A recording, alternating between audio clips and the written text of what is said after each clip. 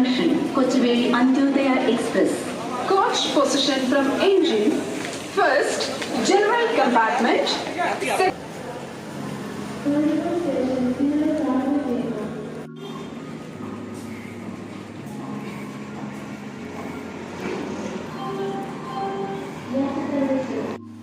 നാടോടി കഥകൾ കേൾക്കാൻ ഇഷ്ടപ്പെടുന്ന എല്ലാവർക്കും ടെയിൽസ് ഓഫ് ജിപ്സിയിലേക്ക് സ്വാഗതം.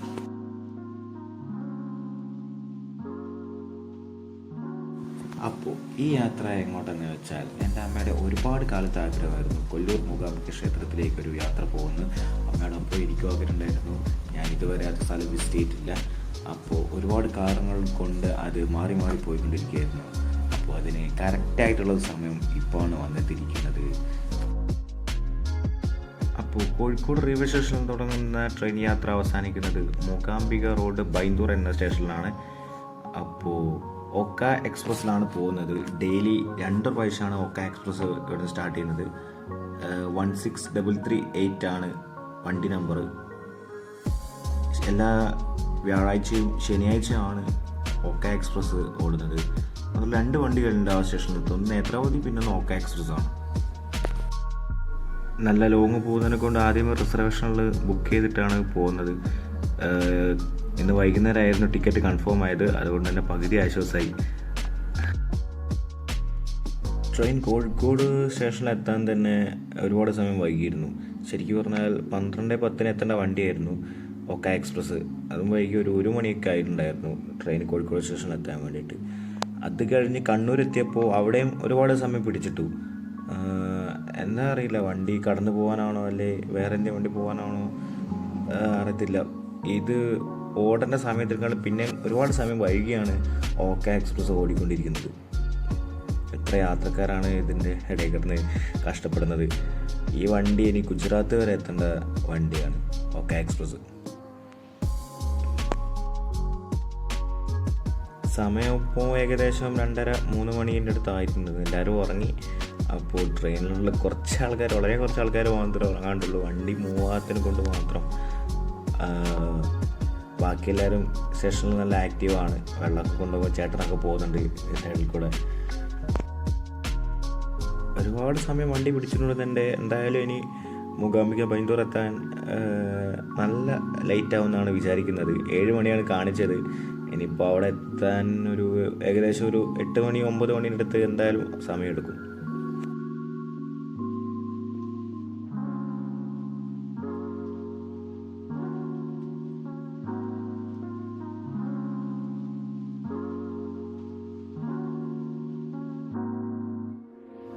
സമയം രാവിലെ ഇപ്പോൾ 6:30 അടുത്ത് ആവുന്നതേ ഉള്ളൂ. അപ്പോൾ ഇത് ഏതാ സ്റ്റേഷൻ അറിയില്ല. കർണാടക കയറി വണ്ടി. പിന്നെ ഇപ്പോൾ രാവിലെ ആയതുകൊണ്ട് ആൾക്കാരൊക്കെ നല്ല ആക്റ്റീവായിട്ട് തുടങ്ങുന്നേ ഉള്ളൂ. ഇവരൊക്കെ ടാക്സി ഡ്രൈവേഴ്സ് എന്ന് തോന്നുന്നു, ആൾക്കാരെ പിടിക്കാൻ വേണ്ടിയിട്ട് നിൽക്കുന്നത്. വണ്ടി ഇറങ്ങുമ്പോൾ തന്നെ കയറ്റി കൂട്ടാൻ വേണ്ടി നിൽക്കുന്ന ആൾക്കാരാണെന്ന് തോന്നുന്നു.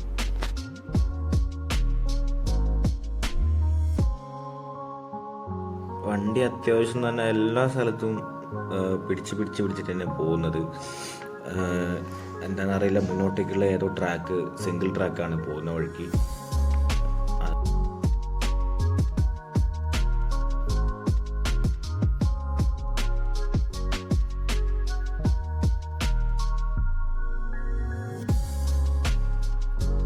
ഇപ്പോൾ ഇതിലെ കൂടെ ഏതോ വണ്ടി ക്രോസ് ചെയ്യാറുണ്ട്, അതുകൊണ്ടാണ് പിടിച്ചിട്ടിരിക്കുന്നത്. അപ്പോൾ ഈ പോകുന്ന വണ്ടിയാണ് കൊച്ചുവേളി ലോക്മാന്യ തിലക്. അപ്പോൾ ഈ വണ്ടി പോകാനാണ് നമ്മുടെ ഒക്ക എക്സ്പ്രസ് പിടിച്ചിട്ടിരിക്കുന്നത്. മുന്നിലുള്ള ഒരു ട്രാക്ക് സിംഗിൾ ട്രാക്കാണെന്ന് തോന്നുന്നു. അപ്പോൾ ഇത് മൂവ് ചെയ്തിട്ട് വേണം നമുക്ക് നമ്മുടെ വണ്ടി മൂവ് ചെയ്യാൻ വേണ്ടിയിട്ട്. ദുൽഖറിൻ്റെ പടങ്ങളൊക്കെ ഉണ്ട്.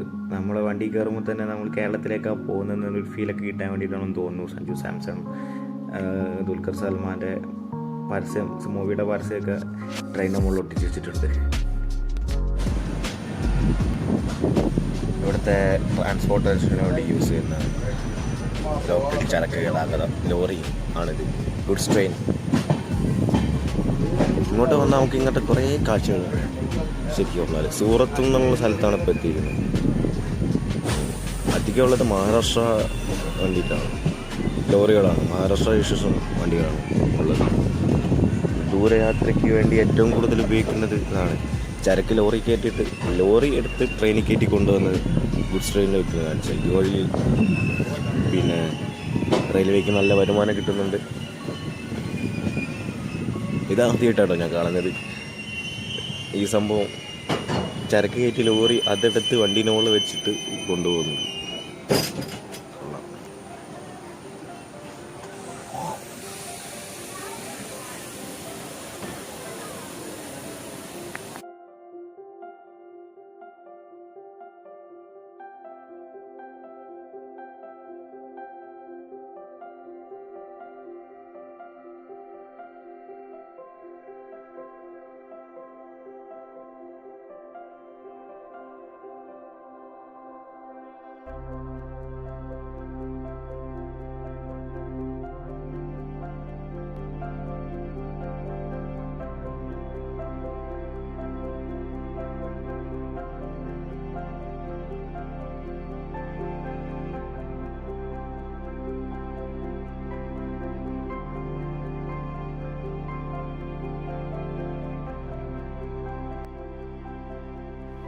മുൾക്കി എന്ന് പറഞ്ഞ റെയിൽവേ സ്റ്റേഷനാണിത്. ഇവിടെ നിന്ന് ഇനി കുറച്ച് ദൂരം കൂടെ ഉള്ളൂ മുന്നോട്ടേക്ക്, ബൈൻഡൂർ വരെ. അപ്പോൾ അവിടെ വരെ എത്തിപ്പെട്ടെങ്കിൽ ഇനിയും കുറച്ച് സമയം കാത്തിരിക്കണം. അപ്പോൾ ഇതിൻ്റെ മുന്നിൽ ഇനി ഒരു സിംഗിൾ ട്രാക്കാണുള്ളത്. ഇവിടെ വരെയാണ് ഡബിൾ ട്രാക്ക്, ഇവിടുന്ന് ഒരു സിംഗിൾ ട്രാക്കാണ് കുറച്ച് ദൂരത്തേക്ക്. അപ്പോൾ ഒരു വണ്ടി ഇങ്ങോട്ട് പാസ് ചെയ്യണം, മംഗലാപുരം സൈഡിലേക്ക് പാസ് ചെയ്ത് പോകാനുണ്ട്. അതുവരെ നമ്മളിവിടെ ഇപ്പോൾ ട്രെയിൻ പിടിച്ചിടുകയാണ്. കുറച്ച് സമയത്തേക്കാണ് തോന്നുന്നു. മുന്നോട്ട് സിംഗിൾ ട്രാക്കാണ്. ഇവിടെ വണ്ടി പിടിച്ചിട്ടായിട്ട് കുറച്ച് സമയം കഴിഞ്ഞാൽ വണ്ടി പോകാൻ പറ്റത്തുള്ളൂ.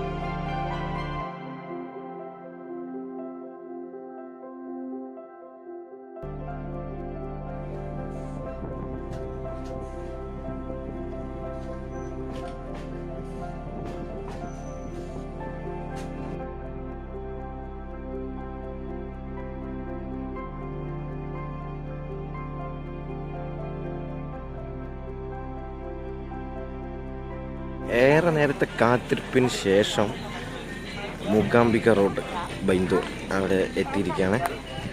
ഇനി ഇവിടുന്ന് 1 കിലോമീറ്റർ കണ്ട് ട്രാവൽ ചെയ്ത് ബസ് സ്റ്റോപ്പ് ചെന്നിട്ട് അവിടുന്ന് ബസ് വഴി വേണം പോകാൻ. ഇവിടുന്ന് റിക്ഷയോ ടാക്സിയോ എന്തെങ്കിലും പിടിക്കണം.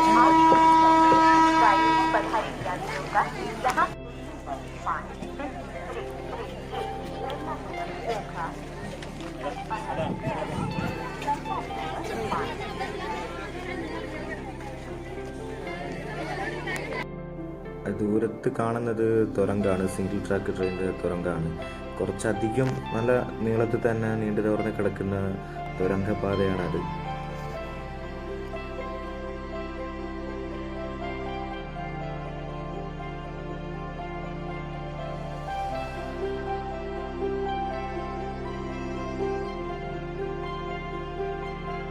ഇവിടെ വന്ന മൊത്തം ടാക്സിക്കാരെ കൊണ്ടൊരു കളിയാണ്. അപ്പോൾ നമുക്ക് 900 രൂപയ്ക്ക് മൂകാംബികയിലേക്ക് കയറാം. പിന്നെ ഇവിടുന്ന് അടുത്ത് പോയാൽ ബസ് സ്റ്റോപ്പുണ്ട്, 1 കിലോമീറ്റർ പോയാൽ ബസ്സിൽ പോവാം. പിന്നെ ടാക്സിക്ക് 900 രൂപയാണ് ഇവർ ചാർജ് ചെയ്തിരിക്കുന്നത്. ഇവർ വണ്ടി ഉന്തിയൊക്കെയാണ് സ്റ്റാർട്ടാക്കുന്നത്, വാൻ. അറിയത്തില്ല, ഇവിടുന്ന് മൂകാംബിക വരെ 900 രൂപയ്ക്ക് എത്തിക്കാന്നൊക്കെയാണ് പറഞ്ഞ് കയറിയത്. അപ്പോൾ റെയിൽവേ സ്റ്റേഷനിൽ പരിചയപ്പെട്ട കോഴിക്കോട് സ്വദേശികളായ വിദ്യാപാലൻ എന്നുള്ളൊരു ആളും പുള്ളിക്കാരിയുടെ അമ്മയുടെ ചേച്ചിയും ആണ് കൂടെ ഉള്ളത് ഇപ്പോൾ. പിന്നെ അമ്മയും പിന്നെ ഞങ്ങൾ 5 പേര്. അപ്പോൾ 5 പേരെയും കൊണ്ട് മൂകാംബിക വരെ എത്തിക്കാനാണ് ഇവർ പറഞ്ഞത് 900 രൂപയ്ക്ക്. അറിയത്തില്ല, വണ്ടിയൊക്കെ ഉന്തി തള്ളുന്ന കാണുന്നതിൽ തന്നെ പേടിയാവുന്നുണ്ട്, ഇത് എവിടെ ചെന്നെത്തുമാവോ. എന്തായാലും മൂകാംബിക വരെ എത്തണം. അതുകൊണ്ട് എന്ത് കഷ്ടപ്പാട് സഹിച്ചാലും അവിടെ വരെ എത്തും. ഞങ്ങൾക്ക് നല്ല ഭാഗ്യമുള്ളതിനെ കൊണ്ട് തന്നെ രാവിലെ 7 മണിക്ക് എത്തേണ്ട ഓക്ക എക്സ്പ്രസ് ബൈന്ദൂർ എത്തിയത് 10:45 മണിക്കാണ് ബൈന്ദൂർ എത്തിച്ചേർന്നത്. അതുകൊണ്ട് തന്നെ നല്ല ലേറ്റാണ്. അപ്പോൾ ഇനി ഇവിടുന്ന് മൂകാംബിക പോയിട്ട് അവിടുന്ന് റൂമെടുത്ത് ഫ്രഷപ്പായി അമ്പലത്തിൽ കയറുമ്പോൾ തന്നെ നല്ലൊരു സമയമാവും. 7 മണിക്ക് ട്രെയിൻ ഇവിടെ എത്തിയിരുന്നെങ്കിൽ ഒരു 8 മണിയാകുമ്പോഴത്തേക്കും മൂകാംബിക എത്തി ഫ്രഷപ്പൊക്കെ ആയിട്ട് രാവിലെ തന്നെ അമ്പലത്തിൽ കയറുന്നൊരു മൂഡാകുമായിരുന്നു. പക്ഷേ ഇത്രയും സമയമായി, ഇനിയിപ്പോൾ ഉച്ച സമയത്തോടെ അടുക്കുന്നു. നല്ല വെയിലാണ് പുറത്ത്. ഇനി ഇവിടെ എത്തിയിട്ട് ഇനി മൂകാംബിക പോയിട്ട് അവിടെ ഫ്രഷപ്പായിട്ട് വേണം പോകാൻ വേണ്ടിയിട്ട്. ഈ വാൻ എടുക്കുമ്പോൾ തന്നെ എനിക്ക് നല്ലൊരു സംശയം ഉണ്ടായിരുന്നു, വണ്ടി പകുതിക്ക് വെച്ച് എവിടെയെങ്കിലും ഓഫായി പോകുന്നു. കാരണം ഇത് രണ്ടാൾക്കാർ വണ്ടി ഉന്തിയിട്ടാണ് വണ്ടി സ്റ്റാർട്ടാക്കിയത്. മനസ്സിൽ വിചാരിച്ച പോലെ തന്നെ വണ്ടി ഒരു 3-4 കിലോമീറ്റർ കഴിഞ്ഞപ്പോൾ തന്നെ വണ്ടി നിന്നു ഓട്ടോമാറ്റിക്കായിട്ട്. സംഭവം എന്ന് വെച്ചാൽ ബാറ്ററിയിനുള്ളിൽ നിന്ന് കണക്ഷൻ എടുത്തു പോയതാണ്. അപ്പോൾ ഇവർ വണ്ടിക്കാർ തമ്മിൽ നല്ലൊരു കണക്ഷനുള്ള കൊണ്ടും ഒരു മിങ്കിളായിട്ട് നിൽക്കുന്നതിനെ കൊണ്ടും ഒരു പെട്ടെന്ന് വണ്ടി ഓഫായിരുന്നു തന്നെ വേറൊരു വണ്ടി വന്നു. അപ്പോൾ അവർ വണ്ടി ചെക്ക് ചെയ്തു, എന്നിട്ടാണ് ബാറ്ററിൻ്റെ കണക്ഷനൊക്കെ ശരിയാക്കി വണ്ടിക്ക് ശരിയാക്കിയിട്ടാണ് വണ്ടി പിന്നെ എടുത്ത് പോകുന്നത്. ഇവർ ടാക്സിക്കാർ തമ്മിൽ തന്നെ നല്ലൊരു ഫോർമേഷനുണ്ട്. അതുകൊണ്ടാണ് ഇവിടെ ഇങ്ങനെ ഇത്രയും ടാക്സികൾ ഇന്ന് ഓടുന്നത്.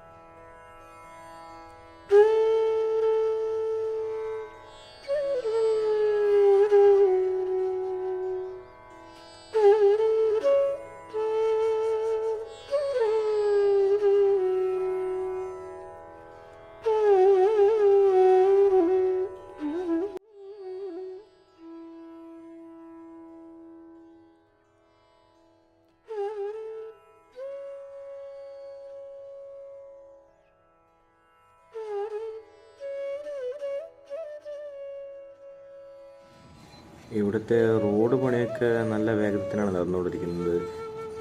ഇവിടുത്തെ പാലത്തിൻ്റെ പണിയാണ് 2 റോഡിനെ ബന്ധിപ്പിക്കുന്നത്.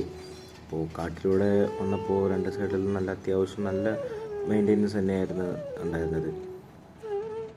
ബൈന്ദൂർ റെയിൽവേ സ്റ്റേഷൻ തൊട്ട് മൂകാംബിക അമ്പലത്തിനടുത്ത് വരെ 35 കിലോമീറ്ററാണുള്ളത്. വണ്ടി നല്ല കണ്ടീഷൻ ആയതുകൊണ്ടും റോഡ് നല്ലതായതുകൊണ്ടുമാണ് പെട്ടെന്ന് ഇങ്ങോട്ട് എത്തിയത്. വണ്ടി ഇടയ്ക്ക് വെച്ച് പണി തന്നു, പിന്നെ അതൊന്നും കാര്യമാക്കിയില്ല. വണ്ടി ശരിയാക്കി പെട്ടെന്ന് തന്നെ ഇങ്ങോട്ട് പോന്നു.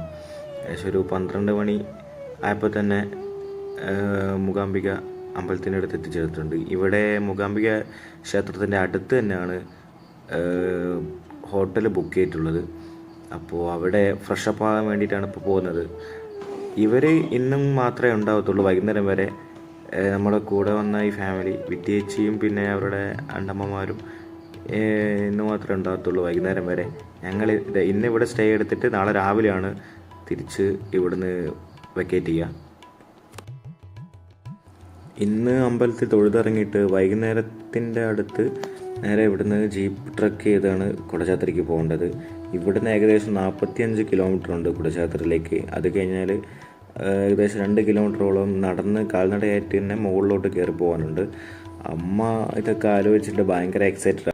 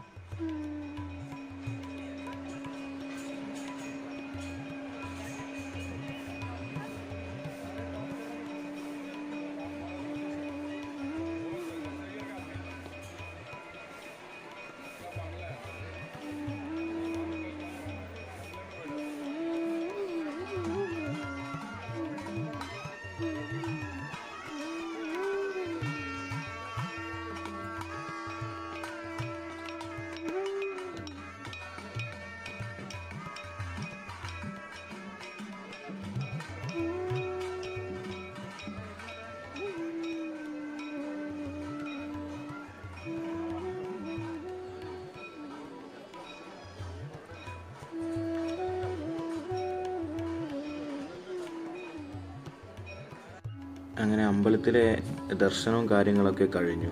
ഇവിടുന്ന് തന്നെയായിരുന്നു അന്നദാനമൊക്കെ. അമ്പലത്തിൻ്റെ ഹാളിലായിട്ട് അന്നദാനത്തിൻ്റെ സംവിധാനമുണ്ട്. അപ്പോൾ ദർശനമൊക്കെ ഏകദേശം കഴിഞ്ഞു. ഇനി ഇവിടുന്ന് നേരെ കുടജാദ്രിയിലേക്കാണ്. ഇവിടുന്ന് 45 കിലോമീറ്ററോളം കുടജാദ്രിയിലേക്കുണ്ട്. അപ്പോൾ വിത്തേജും ഫാമിലിയും ഇപ്പോൾ ഇവിടുന്ന് നേരെ ഉടുപ്പിയിലേക്കാണ് പോകുന്നത്. അവർക്ക് അവിടെയാണ് സ്റ്റേ. അവർ ഇന്ന് അവിടെ സ്റ്റേ എടുത്തിട്ട് നാളെ രാവിലെ ശ്രീകൃഷ്ണ ക്ഷേത്രത്തിൽ കയറിയിട്ടാണ് ദർശനം നടത്തിയിട്ടാണ് പോവുക. ഞങ്ങൾ ഇവിടുന്ന് നേരെ നാളെ ഇനി ഇറങ്ങിയിട്ട് ഉടുപ്പി പോയിട്ട് ശ്രീകൃഷ്ണ ക്ഷേത്രത്തിൽ തൊഴുത്ത് അവിടെ നിന്ന് നേരെ ഇനി മുരുടേശ്വരം പോകാനാണ് പരിപാടി.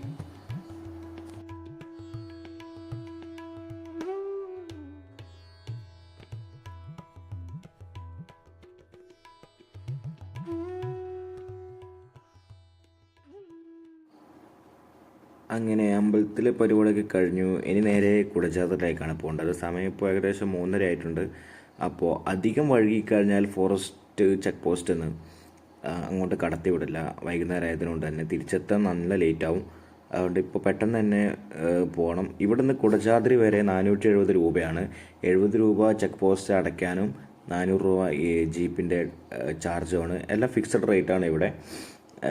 വണ്ടി കണ്ടാൽ തന്നെ നമുക്ക് നല്ലൊരു ട്രക്ഷൻ തോന്നും. പൊടിമണ്ണ് കൂടെ പോയിട്ട് ടയറൊക്കെ നല്ല പൊടിമണ്ണൊക്കെ പിടിച്ചിട്ട് ജീപ്പിൻ്റെ വിൻഡോ ഓപ്പൺ ചെയ്തിട്ടിരിക്കുകയാണ് കാറ്റ് കയറാൻ വേണ്ടിയിട്ട്. അങ്ങനെ എന്തോ അറിയത്തില്ല, അവരുടെ ഒരു ടെക്നിക്ക്, ഒരു സംവിധാനമാണത്.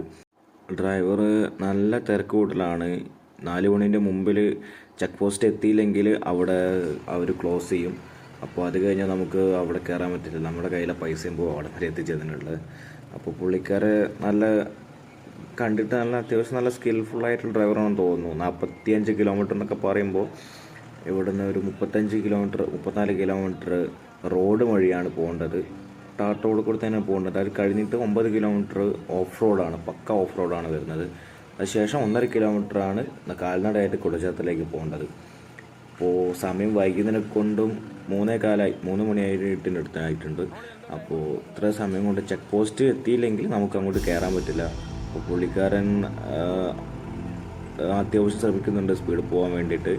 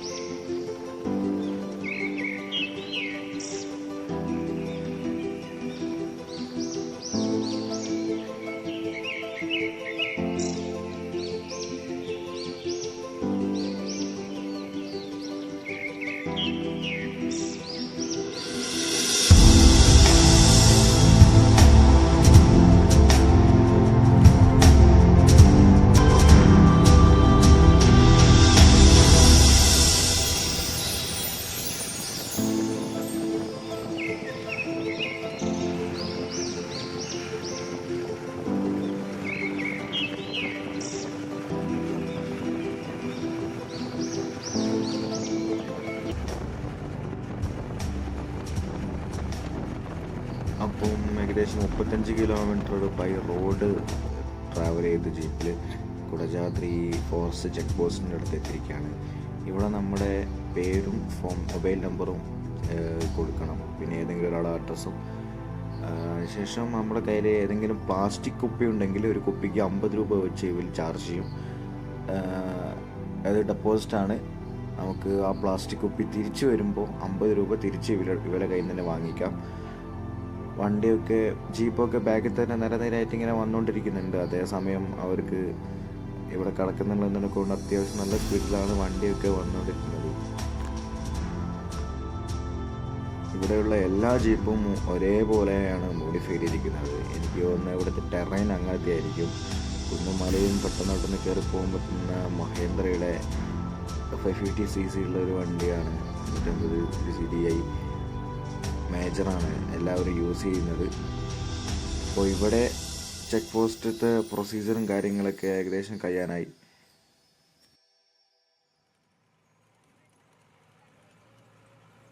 ഇനി അങ്ങോട്ട് 9 കിലോമീറ്റർ ദൈർഘ്യമുള്ള ഓഫ് റോഡാണ്.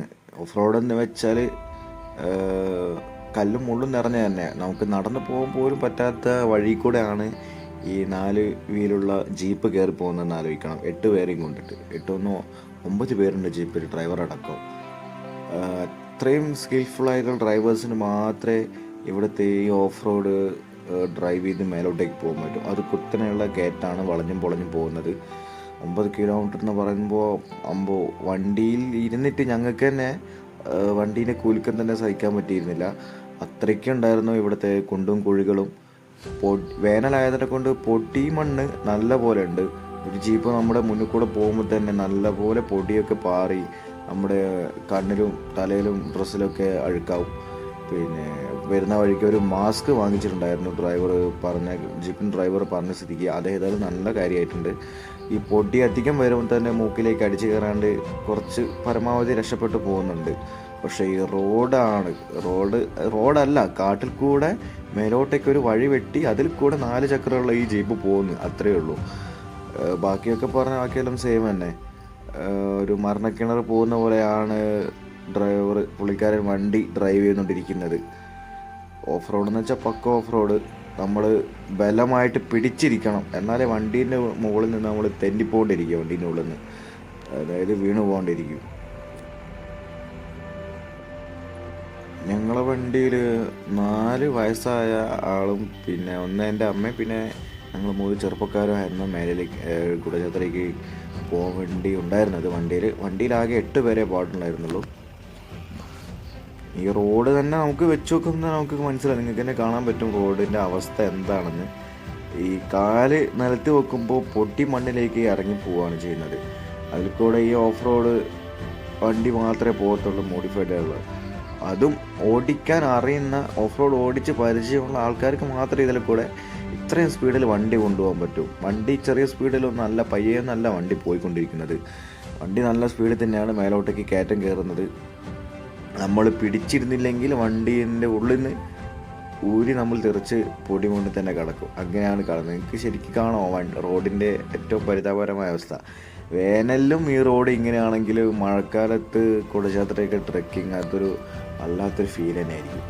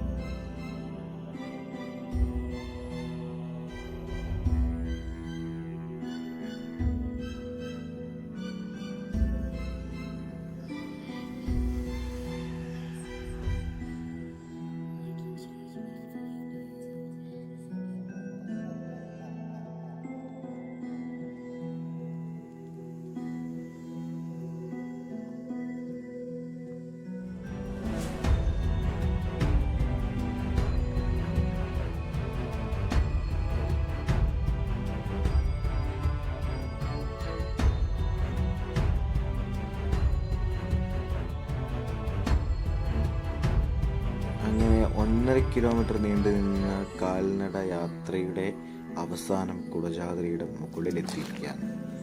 വേനലിലും മഞ്ഞു പൂക്കുന്ന ഒരിടം എന്ന് വേണം വിശേഷിപ്പിക്കാൻ. അമ്മയൊക്കെ പകുതി കയറിയപ്പോൾ തന്നെ 1/2 കിലോമീറ്ററോ സ്റ്റാർട്ട് ചെയ്തപ്പോൾ തന്നെ നല്ല കിതപ്പായിരുന്നു. എനിക്ക് വയ്യ, ഞാനിവിടെ ഇരിക്കുകയാണ്, പോയിട്ട് പോകാമെന്നൊക്കെ പറഞ്ഞാണ്. പക്ഷേ ഒന്ന് മാത്രമേ പറഞ്ഞുള്ളൂ, ഇത്രയും ദൂരം എത്തി, മുകളിലേക്ക് എത്തിയാൽ അവിടുത്തെ കോടമഞ്ഞും കുടജാദ്രിയും കൂടെ കണ്ടാൽ കുടജാദ്രിയിലെ കോടമഞ്ഞും ഒക്കെ കണ്ടാൽ അത് വേറൊരു കാഴ്ച തന്നെയാണെന്ന് പറഞ്ഞപ്പോൾ അമ്മയ്ക്ക് ഒന്നുകൂടെ ഒന്ന് മോട്ടിവേറ്റായി. പിന്നെ ഒന്നുകൂടെ ഒന്ന് ഉഷാറായിട്ട് നടക്കാൻ തുടങ്ങി. ആ നടക്കലിൻ്റെ ഏറ്റവും അവസാനമാണ് ഈ മലമുകളിലുള്ള കുടജാദ്രിയിലേക്ക് എത്തിപ്പെടാൻ കഴിഞ്ഞത്. ഇവിടെ എത്തി കുറേ സമയം ഇവിടെ ഇരുന്നു.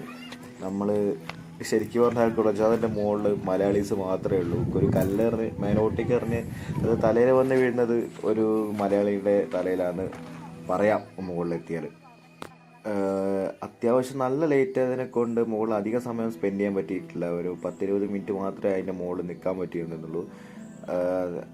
കാരണം എന്താ വെച്ചാൽ നമ്മൾ എത്രയും പെട്ടെന്ന് താഴെ ഇറങ്ങുന്നോ അത്രയും പെട്ടെന്ന് തന്നെ നമുക്ക് ഫോറസ്റ്റ് ഡിപ്പാർട്ട്മെൻറ്റിൽ ഫൈന് കൊടുക്കാതെ നമുക്ക് ഒഴിവാക്കാൻ പറ്റും.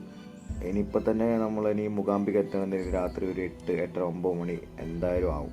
നമ്മൾ ഇങ്ങോട്ട് വന്ന പോലെ ആയിരിക്കില്ല നമ്മൾ അങ്ങോട്ട് പോകുന്നത്. ഇവിടെ മൊത്തം കോട വന്ന് മൂടിക്കൊണ്ടിരിക്കുകയാണ്. നേരം സന്ധ്യയായി, ഒരു 6 മണീൻ്റെ അടുത്ത് ആവുന്നു. നമ്മൾ ഇനി ഇവിടെ 6:30-ക്ക് നമ്മൾ ജീപ്പ് നിർത്തിയിട്ട പാർക്കിങ്ങിലേക്ക് എത്തി അവിടെ നിന്ന് നേരെ താഴോട്ടേക്ക് ചെക്ക് പോസ്റ്റ് കടക്കണം. പ്രായം 60 എന്നോ 16 എന്നോ 75 എന്നോ ഒന്നും കണക്കില്ലാതെ എല്ലാവരും ഈ 1.5 കിലോമീറ്റർ, അതായത് 42 കിലോമീറ്റർ ഓഫ് റോഡ് കഴിഞ്ഞ് 1.5 കിലോമീറ്റർ കാൽനടയായിട്ട് മേലോട്ട് നടന്ന് കയറി അവിടുന്ന് ഇറങ്ങി വന്നുകൊണ്ടിരിക്കുകയാണ്. വയസ്സായ അമ്മമാരും വയസ്സിലേക്ക് എത്തിക്കൊണ്ടിരിക്കുന്നവരും എല്ലാവരും ഒരേ ആവശ്യത്തിൽ മുകളിലേക്ക് കയറിപ്പോയതാണ്. ഇത് താഴെയുള്ള സ്റ്റാർട്ടിംഗ് പോയിന്റ് തന്നെയുള്ള അമ്പലമാണ് ഏറ്റവും താഴെയുള്ളത്. ഇവിടെ പൂജയും കാര്യങ്ങളും നടക്കുന്നുണ്ട്. കുടജാദ്രിൻ്റെ മുകളിൽ അവിടെ ദേവി സ്വരൂപമുണ്ട്. അവിടെ രാവിലെയും വൈകുന്നേരവും പൂജ നടക്കുന്നുണ്ട്. ഇവിടെ നിന്നാണ് ആൾക്കാർ അവിടെ പോയിരിക്കുക. നമ്മൾ വരുന്ന വഴിക്ക് ഗണപതി കേവ് ഉണ്ട്. അത് കുറച്ച് കാടിനുള്ളിലോട്ടാണ്. രാത്രി അതിനെ കൊണ്ട് വെളിച്ചം തീരെ കുറവാനെ കൊണ്ടാണ് അങ്ങോട്ട് പോയിരുന്നത്. മറ്റൊരു ഗുണ കേവ് ആവാൻ താല്പര്യമില്ലാത്തതുകൊണ്ടാണ് അങ്ങോട്ടേക്ക് പോകാനിരുന്നത്. ഇവിടെ ഏതോ ഭാഗത്തായിട്ട് പിന്നെ സന്യാസികൾ ഇപ്പോഴും സന്യസിക്കുന്നുണ്ടെന്ന് അവരൊക്കെയോ പൂജാരി അവരൊക്കെ ഇവിടെ പറയുന്നുണ്ടായിരുന്നു. അപ്പോൾ ഇനി 45 കിലോമീറ്റർ തിരിച്ച് ഇറങ്ങണം മൂകാംബികയിലേക്ക്. സമയം 6:30 കഴിഞ്ഞതുകൊണ്ട് ചെക്ക് പോസ്റ്റ് ഒരു 100 രൂപ ഫൈൻ ഉണ്ടാവും എല്ലാവർക്കും കൂടെ തന്നെ, ജീപ്പിന് കൂടെ. അപ്പോൾ 45 കിലോമീറ്ററിന് ഇറങ്ങിയിട്ട് മൂകാംബിക ഇപ്പോൾ ഇറങ്ങിയാൽ ഇനി ഒരു 8 മണിയാകുമ്പോഴത്തേക്കും 8-9 മണിയാകുമ്പോഴത്തേക്കും മൂകാംബിക എത്തുന്നതാണ് പ്രതീക്ഷിക്കുന്നത്. എന്തായാലും നല്ല ഇരുട്ടാവും. റൂമെടുത്ത് ഇട്ടത് എന്തായാലും ആശ്വാസമായി. റൂമിലെത്തി ഒരു കുളി, ഫുഡ് കഴിച്ചിട്ട് ഒരു കിടത്തം. നല്ല ക്ഷീണമുണ്ട്. അപ്പോൾ നാളെ രാവിലെയാണ് ഉടുപ്പി ശ്രീകൃഷ്ണ ക്ഷേത്രത്തിലേക്ക് പോകുന്നത്. അവിടെ നിന്ന് ഉച്ച കഴിഞ്ഞ് മുരുടേശ്വര സൺസെറ്റ് ആകുമ്പോഴത്തേക്കും മുരുടേശ്വര എത്തണം. അപ്പോൾ മൂകാംബിക വരുന്ന എല്ലാവരും മാക്സിമം പറ്റുകയാണെങ്കിൽ കുടജാദ്രി ജീപ്പ് ട്രക്കിംഗ് കൂടെ എക്സ്പീരിയൻസ് ചെയ്യുക. നിങ്ങളുടെ ജീവിതത്തിൽ കിട്ടുന്ന നല്ലൊരു എക്സ്പീരിയൻസ് ആണ് ജീപ്പ് ട്രക്കിങ്. ഇങ്ങോട്ടേക്ക് കുടജാദ്രിയൊക്കെ പറയുന്നത് ഈ വയസ്സായ ആളുകൾക്കാണ് ഏറ്റവും കൂടുതൽ ആഗ്രഹം കുടജാദ്രി ടോപ്പിലെത്തുക എന്നൊക്കെ ഉള്ളത്. 1-2 പ്രാവശ്യം കയറിയൊക്കെ ആൾക്കാരൊക്കെ ഉണ്ട്. അവരൊക്കെ കൂളായിട്ടാണ് കയറിപ്പോകുന്നത്. പുതിയ ആൾക്കാർ, വയസ്സായിട്ട് ആൾക്കാർ വയസ്സായ ആൾക്കാരെ എടുത്ത് പറയുന്നത് തന്നെ അവർക്ക് കൂടുതലൊരു വിൽ പവർ ഉണ്ട് കയറിപ്പോകാൻ നമ്മളെക്കാട്ടിലും. ഉടുപ്പി മുരുടേശ്വർ വീഡിയോ ഭാഗങ്ങളിന് അടുത്ത വീഡിയോയിൽ ഉൾപ്പെടുത്തുന്നതാണ്.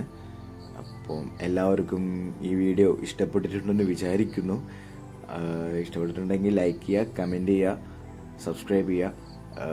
എന്താണെങ്കിലും പറയുക, നെഗറ്റീവ് ആണെങ്കിൽ പോസിറ്റീവ് ആണെങ്കിലും കമൻറ്റ് സെക്ഷനിൽ പറയുക. അപ്പോൾ നിങ്ങളുടെ ഓരോ പ്രതികരണങ്ങളാണ്, കമൻസുമാണ് അടുത്ത വീഡിയോയിലേക്കുള്ള പ്രചോദനം.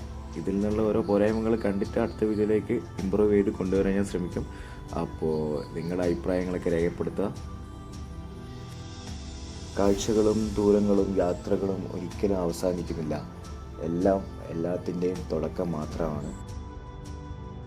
ഇനിയിപ്പോൾ അടുത്ത പുതിയൊരു വീഡിയോയിൽ കാണുന്നവരെ signing off your space of gypsy.